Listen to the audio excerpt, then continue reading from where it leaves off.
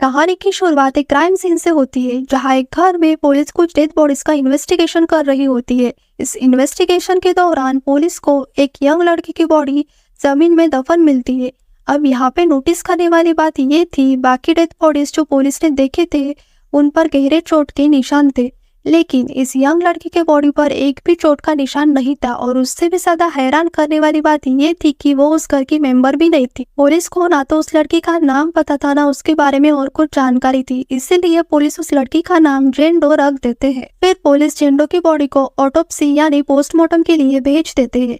इसके बाद हमें एक लड़का ऑस्टिन और उसके फादर दिखाए जाते हैं, जो एक जले हुए बॉडी का पोस्टमार्टम कर रहे होते हैं। असल में ये काम इन दोनों का प्रोफेशन था। उनकी फैमिली में काफी सालों से लोग यही काम कर रहे थे, इसीलिए उन्होंने घर के बेसमेंट को ही पोस्टमार्टम रूम बना लिया। फिर कुछ टाइम बाद ऑस्टिन की फ्रेंड उससे मिलने आती है और ये दोनों उस टाइम मूवी देखने का प्लान बनाते हैं। लेकिन जाने से पहले ऑस्टिन की फ्रेंड डेथ बॉडीज को देखने की जिद करती है। फिर ऑस्टिन की फ्रेंड एक डेथ बॉडी को देखती है जिसके पैर में बेल्ट बंधा होता है। फिर ऑस्टिन की फ्रेंड उस बेल्ट के बारे में पूछती है।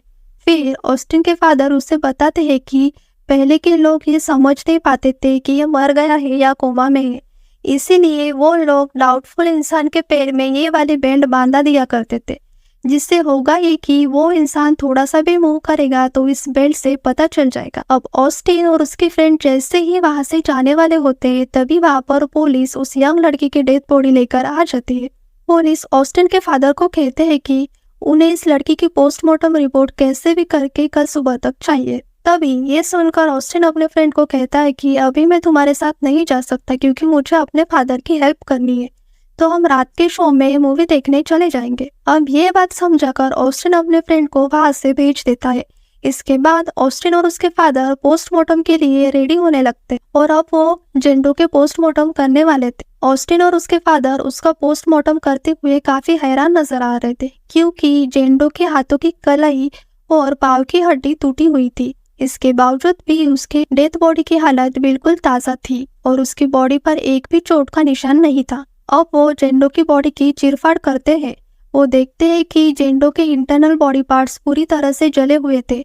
इंटरनल बॉडी पार्ट्स का हाल जलकर बुरा हो चुका था, लेकिन बॉडी पूरी ठीक थी। लेकिन यहाँ पे सवाल ये उठता है कि इसके बॉडी के इंटरनल पार्ट्स इतने खराब कैसे हो सकते हैं, क्योंकि उसकी डेथ बॉडी को तो देखकर यही लग रहा था जैसे कि उसकी मौत रिसेंट किसी टाइम में हुई हो। लेकिन ऑस्टिन के फादर देखते हैं कि उसकी आंखें धुंधली हो चुकी थी, यानी जेन डो की मौत बहुत पहले हो चुकी थी। पोस्टमार्टम करते हुए ऑस्टिन के फादर को जेन डो की बॉडी से एक ऐसा प्लांट मिलता है जिससे किसी की भी बॉडी को पैरालाइज किया जा सकता है, वो भी पूरी तरह। इसी दौरान ऑस्टिन के फादर को हॉल में किसी चीज की आवाज सुनाई देती है और जब ऑस्टिन के फादर उस आवाज को फॉलो करते हुए हॉल में जाते हैं, उन्हें अपनी बिल्ली वहां पर मरी हुई मिलती है, जिसकी वजह से ऑस्टिन के फादर काफी एब्सेंट हो जाते हैं, क्योंकि ये बिल्ली उनके पास उनके वाइफ की आखिरी निशानी थी। ऑस्टिन बार बार अपने फादर से एक ही बात कह रहा था कि आज हम इसके पोस्टमार्टम को यहीं पर रोक देते हैं, कल कर लेंगे।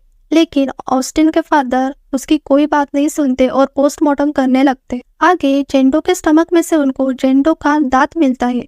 तब ये देखकर ये दोनों काफी कंफ्यूज हो जाते हैं और सोचते हैं कि किसी के दांत को कपड़े में बांधकर उसी को खिला देने का क्या मतलब है। फिर ऑस्टिन के फादर जेन डो के स्किन को काट कर अलग कर देते हैं और वो देखते हैं कि जेन डो के स्किन के अंदर अजीब से काले रंग का एक सिंबल बना हुआ था। ऐसा ही सिंबल और राइटिंग उस कपड़े पर भी बना हुआ था जिससे जेन डो का दांत मिला। अब इसी दौरान वहाँ की सारी लाइट्स ऑफ हो जाती है, जिसकी वजह से वहाँ पर अंधेरा हो जाता है। और जब ऑस्टिन के फादर टॉर्च लगाते हैं तो देखते हैं कि जेन डो के बॉडी के अलावा वहाँ से सारी डेथ बॉडीज मिसिंग है। लेकिन तभी कोई अंधेरे में ऑस्टिन के फादर पर अटैक कर देता है, जिसकी वजह से ऑस्टिन के फादर इंजर्ड हो जाते हैं। तो इसीलिए वो दोनों वहाँ से भागने की कोशिश करते हैं, लेकिन तभी वो देखते हैं कि लिफ्ट नहीं चल रही थी और उनके बेसमेंट का दूसरा डोर भी जाम हो चुका था। वो दोनों समझ जाते हैं कि ये सारी प्रॉब्लम्स तभी से आ रही है जब से जेन डो की डेथ बॉडी को यहाँ पर लाया गया है। इसका मतलब साफ था कि जो भी गड़बड़ थी उस जेन डो के डेथ बॉडी में ही थी। अब ये दोनों पोस्टमार्टम रूम में जाकर जेन डो के बॉडी को आग लगा देते हैं, क्योंकि ये जो भी प्रॉब्लम्स आ रही है वो सारी खत्म हो जाए। लेकिन यहाँ पर उल्टा हो जाता है और जेन डो के बॉडी से आग निकलकर उस पूरे रूम में फैल जाती है, जिससे वो पूरा रूम जलने लगता है। तभी ऑस्टिन फायर गैस से आग बुझा देता है और वो देखता है कि जेंडो की बॉडी वैसे की वैसे ही है और उसके बॉडी पर कोई भी जलने का निशान नहीं था।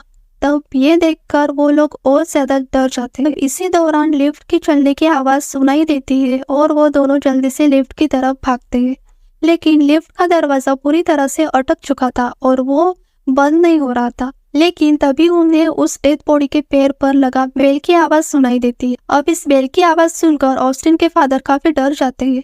अब इस आवाज को फॉलो करते हुए ऑस्टिन के फादर उस रूम के तरफ किसी चीज को फेंकते हैं, जिससे कि उस बेल की आवाज आना बंद हो गई थी। अब ऑस्टिन चेक करने के लिए बाहर आता है तो उसे वहां अपनी फ्रेंड की डेड बॉडी दिखती है, जिसके साथ वो मूवी देखने जाने वाला था।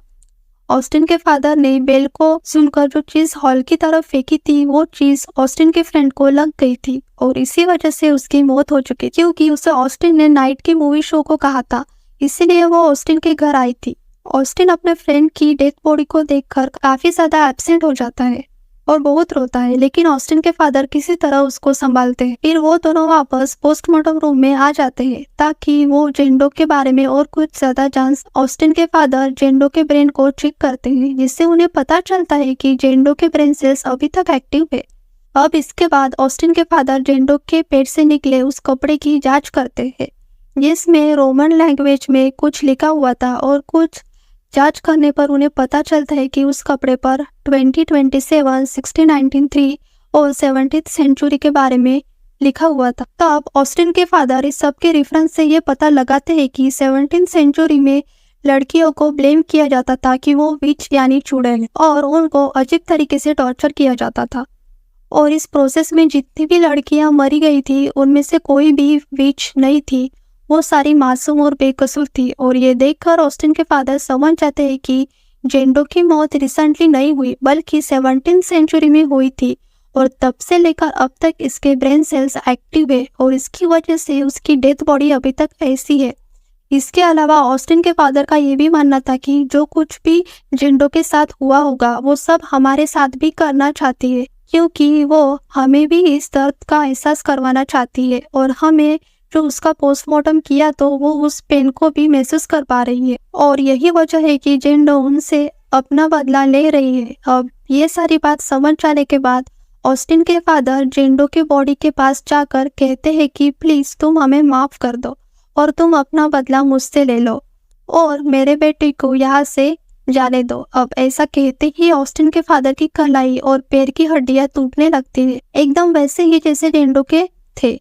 ये पेन ऑस्टिन के फादर को बर्दाश्त नहीं होता और वो ऑस्टिन को कहता है कि प्लीज बेटा मुझे मार डालो। ऑस्टिन अपने फादर का ये दर्द नहीं देख पाता और अपने फादर को वो चाकू मार डालता है। ऑस्टिन के फादर जैसे ही मरते हैं तो जेंडो की डेथ बॉडी अपने आप से पूरी की पूरी हील हो जाती है।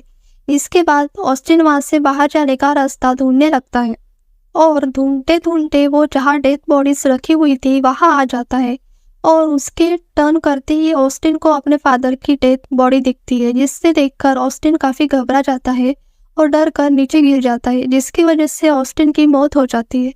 नेक्स्ट डे पुलिस वहां पर आती है पोस्टमार्टम रिपोर्ट लेने के लिए। पुलिस को वहां पर 3 और डेथ बॉडीज देखने को मिलती है, ऑस्टिन, उसके फादर और ऑस्टिन के फ्रेंड की, लेकिन जेंडो की बॉडी वैसे की वैसे ही थी। ऐसे लग रहा था कि उसका पोस्टमार्टम अभी स्टार्ट भी नहीं हुआ था। अब ये देखकर पुलिस काफी कंफ्यूज हो जाती है। फिर हम देखते हैं कि पुलिस जेंडो की बॉडी को कहीं और पोस्टमार्टम के लिए भेजते हैं और एम्बुलेंस में जेंडो के पैर की उंगलियां हिलने लगती है, और इसी के साथ ये मूवी यहीं पर एंड हो जाती है।